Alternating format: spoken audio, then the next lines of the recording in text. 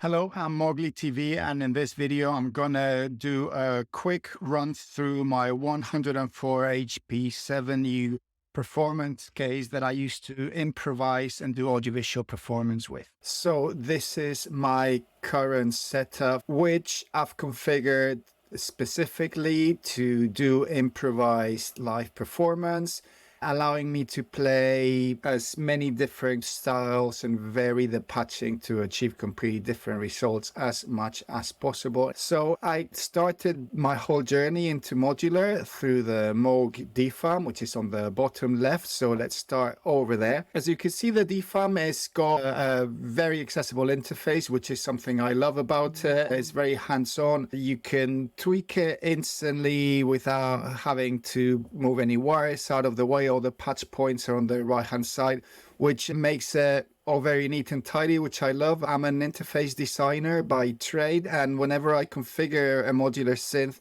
I'm looking at it from the perspective of this being an instrument. So it needs to be playable. I need to know where the controls are that I want to be using while I'm in live performance. I want to be able to just go and do that instantly. I want to develop muscle memory. And although the configuration of the case might change slightly over time, some things do tend to stay the same. One of them, trying to keep cables out of the main areas that I need to fiddle with while I'm playing. So yeah, DFAM, can't say enough good about it. I love it. It's incredibly versatile. And for the HP that it takes, it gives you a lot of functionality. You've got 2 oscillators, you've got a filter, you've got 2 sequencers, you've got a lot of patching, so incredibly useful stuff.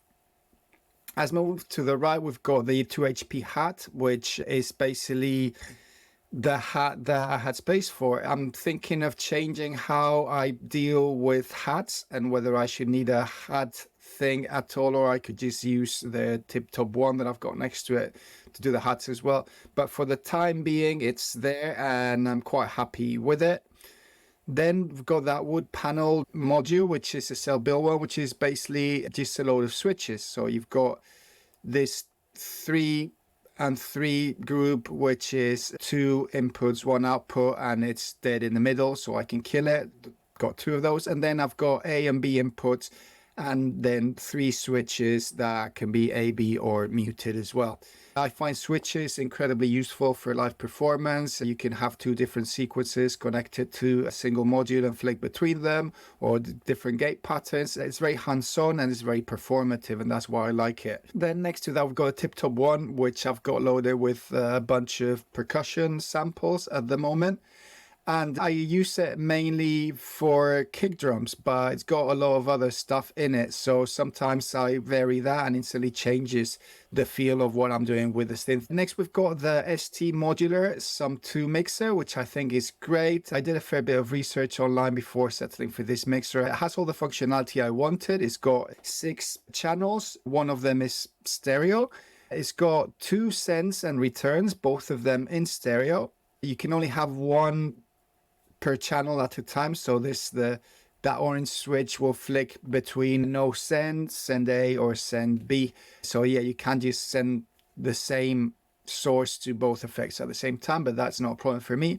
It's got pan per channel, and it's got a single knob EQ, which I find really good, because with a single knob you can tweak the sound enough to make things sit better in the mix. It's also got pre-fade listen, so you can monitor your signals before you send them out, which is also very useful when you're improvising and you're playing live. Next to that, we've got ears, which is basically a contact microphone, and it also creates gates and an envelope. So it's got an envelope follower built into it, and I use that both to use the microphone capability of it, so I can turn my whole case into an instrument. I can just tap on it. If you turn it up so it's quite sensitive, you can literally just drum on the sides of the case and it'll be picked up. If we carry on to the middle row, the left, we've got Pamela's new workout. Love-hate relationship with this module because it's extremely useful. It packs a punch in a very small size, but there's a fair amount of menu diving to configure it, but it tends to be a set and forget thing. I would probably do a whole patch, then set whatever Pamela's going to do and usually leave it, unless I've got some patching going within it using its inputs. And if that's the case, then I can actually adjust certain things within Pamela's, but never with the menu diving. I always do it with some external CV coming in that I can control with a knob elsewhere. I use Pamela's as my clock, and basically I can just clock everything through there, send any subdivisions to any modules that I'd like to have like different tempo going on. All in all, I strongly recommend it for any small system because it gives you everything you need in terms of modulation, clock sources, clock dividers, and you can even do some more interesting things like create a Turing machine within it, all kinds of stuff. It's one of those modules that will keep being useful and will resolve a lot of problems that you don't even know you're going to have in the future. And next to that, we've got the Turing machine with two of its companions, volts and pulses. The Turing machine is like the heart of my system, is where everything begins, is what creates the melodies, and it's what creates a lot of the patterns of percussion. I love the fact that although it's random, there's a lot of tweaking that you can do in there. You can take bits away, add bits back, and I can tweak the melody with the volts expander, adjusting it to whatever I like. I think it's an awesome tool for improvising. It allows you to switch your case on and start off from God knows what. Like, you never know what you're going to get. It might be a bit similar to what you had last time, or it might be completely different. And that's the beauty of it in my eyes. Then we've got a utility module, the ST Modular Cause and Effect, which is basically got three sections, sample and hold, and you can have two inputs and it'll output one or the other depending on a gate signal. So it's that kind of thing. It's very handy, it doesn't take too much space, and it allows to do some creative patching. Next to that, we've got the 2HP tune, the quantizer, which basically takes the output from the Turing volts and quantizes it to my chosen scale. I could have done this through other means, probably using PAMs, but I like to have a devoted thing for that so that PAMs can be used for other things. Then we've got the Befaco CV thing, which is here specifically for when I do audiovisual performance. The way I do my audiovisual performance, I create all the visuals using a Resolume VJ software, using content that I create myself. And basically, I control that software from my synthesizer. So I can patch CV and gates into the CV thing from anywhere in my synth. And that will be translated into MIDI and sent over to my visuals software. So that effectively, I can focus on just one interface, which is the synth. And that will instantly alter the visuals. Next to it, we've got the Eurorack, which is based on a Raspberry Pi Pico. So it's configurable. It's got the default firmware at the moment, but you can easily hack into it and program your own thing if you so want. It's just got all the hardware necessary to interface your Raspberry Pi Pico with a Eurorack synth, which is the reason I got it. It's extremely versatile. It comes with a lot of very useful applications. At the moment, I've been using mainly the LFOs, which are all in sync with each other, and you can tweak with the two knobs. You can change the relationships of speed and the number of beats. I find it's a really useful module overall, but it's got a lot of other applications which I haven't really explored yet, but I'm sure will like kind of start evolving the more I use it and the more I repatch my synth. Next, we've got Rings, a classic module for mutable instruments, which makes incredibly nice sounds on its own by sending it a sequence from the Turing machine. You can make really nice melodies that sound awesome. It's got a lot more potential than that, as you all probably know, with its devoted input, which I often feed from ears. So with ears, the Rings, I can turn my whole modular synth into a percussive instrument just by tapping it either on the contact microphone or on the sides or whatever. It's incredibly good fun and very, very performative. I've got clouds next to that, so that's a classic combo, Rings and clouds. I do tend to patch Rings into clouds, although that changes depending on what I'm doing. But yeah, between those two modules, you can create a whole soundscape of percussive melodic elements together with some padded sounds, some droney effect. Can also use clouds to play melodies. It's got the Parasites firmware on it. Sometimes I use clouds purely for reverb if I don't require any of the other functionality, but all in all, it's extremely versatile. And it's another module that I strongly recommend. Next to that, we've got the System X envelope by Frequency Central, mainly for use with the module next to it, which is the Befaco Pony VCO, which I got because of its tiny size. Currently, I'm using it mainly for bass lines. The fact that it's got an octave switch, I find incredibly handy.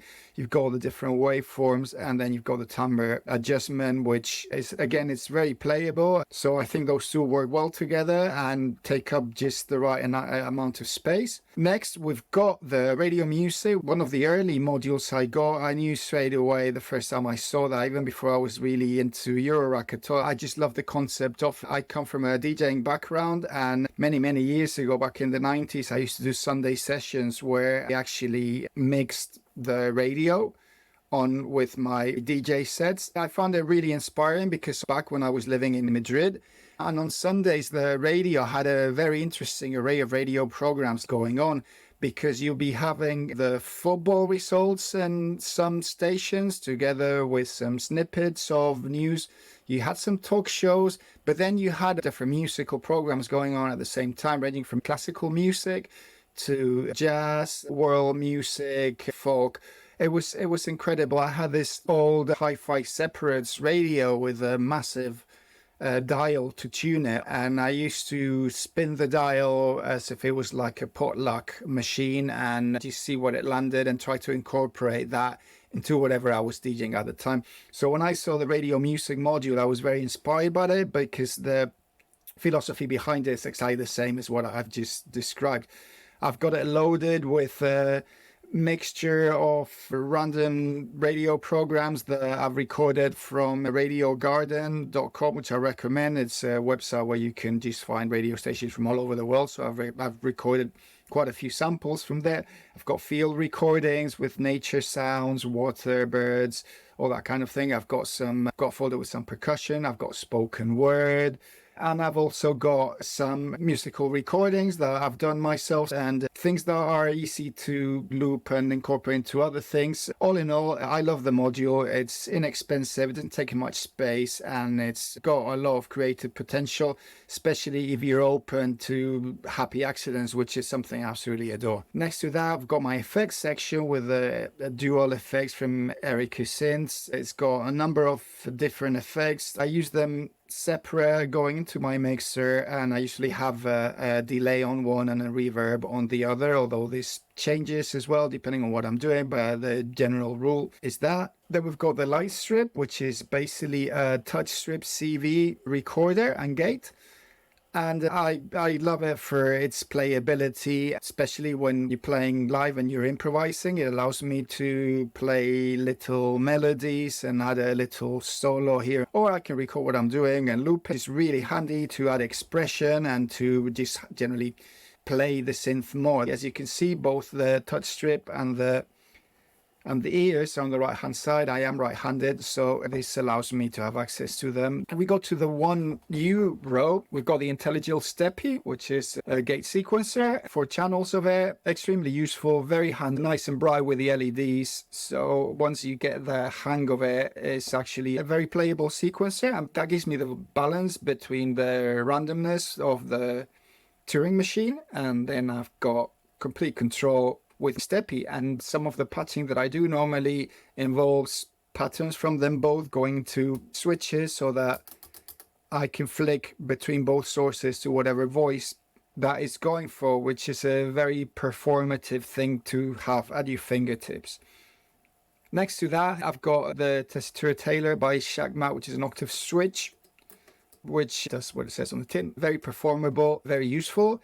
It's maybe a bit big for what it does, so yeah, might one day swap it for something that does the job in a smaller footprint or something that incorporates extra functionality. After that, we've got the IntelliGel Quadrat, which is a lot of things. It's attenuators, it's a mixer, it's just really useful.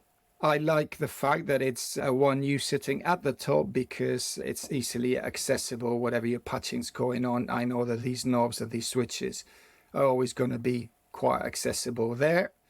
And next to that, I've got two more of these kind of switches. So it's two ins, one out, or that's how I use them. You can use them in different ways, which again, I find switches really handy. Again, they're at the top, so they're very accessible. Then we've got the Endorphins Golden Master, which is my final output module. I think it's great. It does exactly what I needed to do for performance. I need to tweak my sound depending on the venue and the sound system. And I play a very wide range of places, from really good sound systems with a sound engineer on board to completely the opposite, rattly thing that sounds like crap, but you need to make it sound as good as possible. So it's really great for that. The adjustments you can do on it with the compression and the stereo width and the EQ are just invaluable. And it all works really well with the outputs of the IntelliGel case, so it's wired directly. I've also got the inputs of the IntelliGel case connected to it. So I've got an extra input that is going into my final output in case I want to jam with